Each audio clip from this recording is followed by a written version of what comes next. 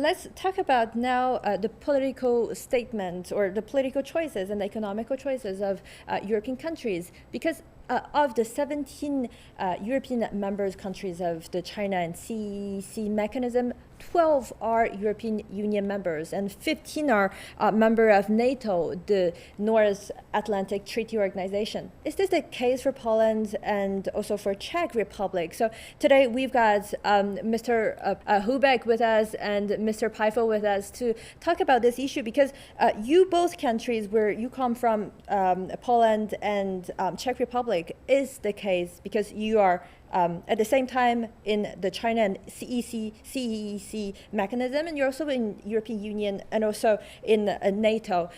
So how do your countries balance these three membership? Poland would be mentioned as an example of this. No surprise. Well, I would say it's still not that challenging, because the 17 plus 1 as a mechanism, it's cannot be compared to European Union or NATO, because it's I think it's a forum of exchanging the views. It's more like a platform of dialogue between the countries. And if we look at our links to with European Union economical links and NATO in terms of security, they are much more stronger than 17 plus 1, which we do not find as something challenging and antagonizing our cooperation with the European Union and NATO, even as rather complementary element of international policy. Mm-hmm. So I wouldn't, let's say, find it a crucial challenge. As you mentioned, this balancing, because it's a different kind of cooperation and it cannot be compared to European Union and NATO right now at the moment. And what about you, Mr. Hubek? What's your point of view on, especially with your country, the Czech Republic? How do you interpret, how would you see these? Is it a dilemma for you, or this question for you? I don't see a dilemma there. We in the Czech Republic are part of the European Union. We entered the European Union after the referendum, when citizens decided to join the European Union. It is our base here. And as Europeans, we want to keep good multilateral relations with others in Eurasia. And China is the important partner in Eurasia. Mm-hmm. We want to keep good relations also in the Americas and other parts of the world, including Africa. So it's important to keep a multilateral balance. And China CEC cooperation, 17 plus 1 cooperation, plays an important role here. It's a question of, it's an issue of multilateral relations.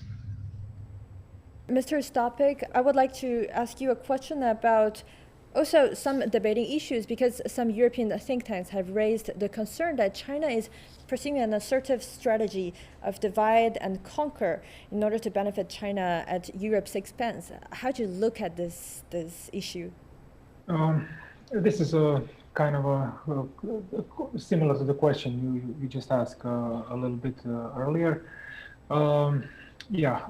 What Professor Ding just said, I agree with him completely. When you compare, for example, I'm just going to refer to this for just one moment, like Marshall Plan or China Belt and Road initiative, they are not comparable, of course. This is exaggeration on one part for sure.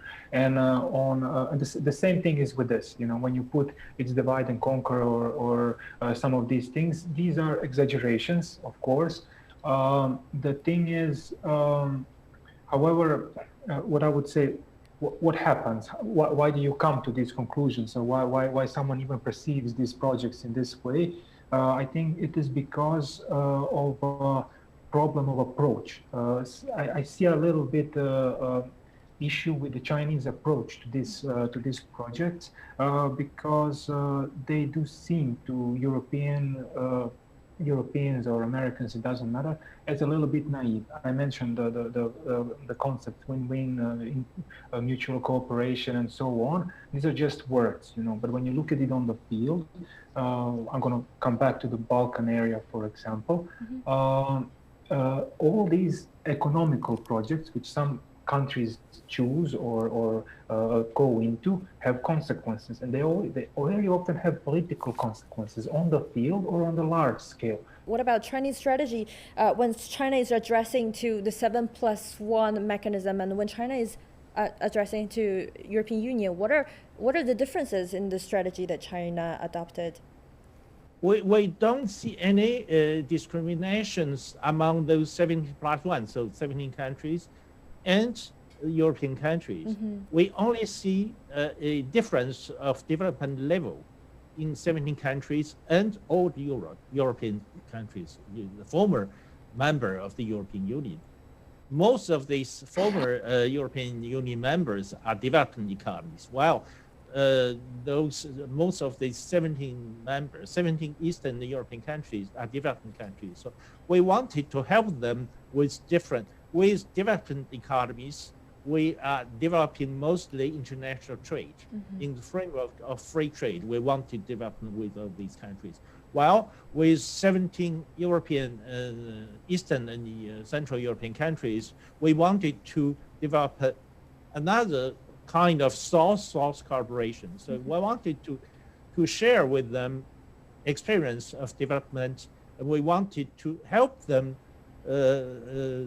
better their infrastructure works, and because we think that better infrastructure works are essential, a fundamental basis for a better economy in the future. So that's completely different. We have different options for these. We don't see any contradiction or conflicts between all these different targets.